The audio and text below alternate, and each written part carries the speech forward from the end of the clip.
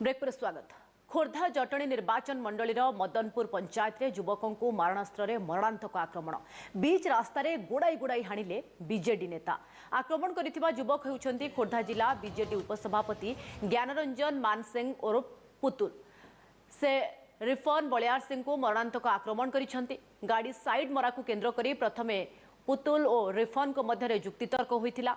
परे हठात एक मारणास्त्र रिफन को मुंड को आक्रमण करथिले पुतुल। एथिरे रिफन गुरुतर आहत होई एम्स हस्पिटाल रे चिकित्सित हेउछन्ती। एने इन्फोभ्याली थाना रे आहत रिफन को दादा रंजन रणसिंह लिखित अभियोग करिसंती। पुतुल किछि दिन तळे खंडारे जन्मदिन केक काटी राजधानी रे आतंक सृष्टि करिथिले। तेबे एने बीजेडी पक्षरु कहारी प्रतिक्रिया मिली पारि नाही। आप सही कहते थे, वो गैंगस्टर नहीं है सर, अकेला। उत्तरा मदनपुर निवासी रिफन बलियार सिंह हापी ताकू सही गाँव ज्ञानरंजन मानसिंह पुतुल जी कि आम विजु जनता दलर तथाकथित नेता विभूति बलवंत भणजा कहूथिबा मदनपुर निवासी पुतुल से सर्वदा गाड़ी भितर मारणास्त्र खंडा भुजाली धरी एवं ड्रग्स कारोबार सहित जड़ित मध्य से किसी युवक मान से सर्वदा धरी एवं आम ये मदनपुर भली शिक्षित और शांतिप्रिय जगार से सब घृण्य कार्य कर जोटा कि आम मान बहुत अतिष्ठ कला बहुत जनजीवन बहुत व्यतिव्यस्त है। आम चाहूँ यही मीडिया माध्यम विजु जनता दल और सरकार को एवं पुलिस प्रशासन को जनवा चाहूँ यही घृण्यकाम एवं यही अकथनीय अत्याचार कर ज्ञानरंजन मानसिंह और पुतुल प्रति कि प्रकार कार्यानुष्ठान ग्रहण करुच्ची आम अपेक्षारत।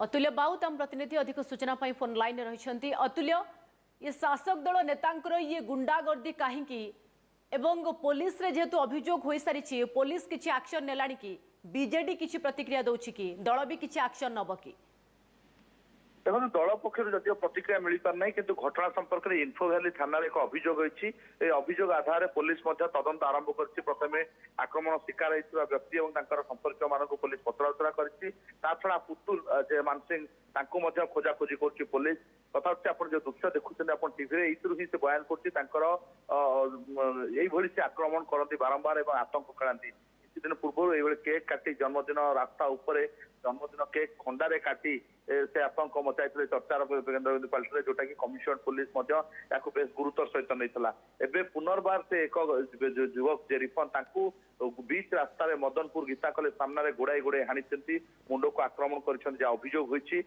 केवल गाड़ी साइड मरा को केन्द्र कर आक्रमण होता कहुच्छे।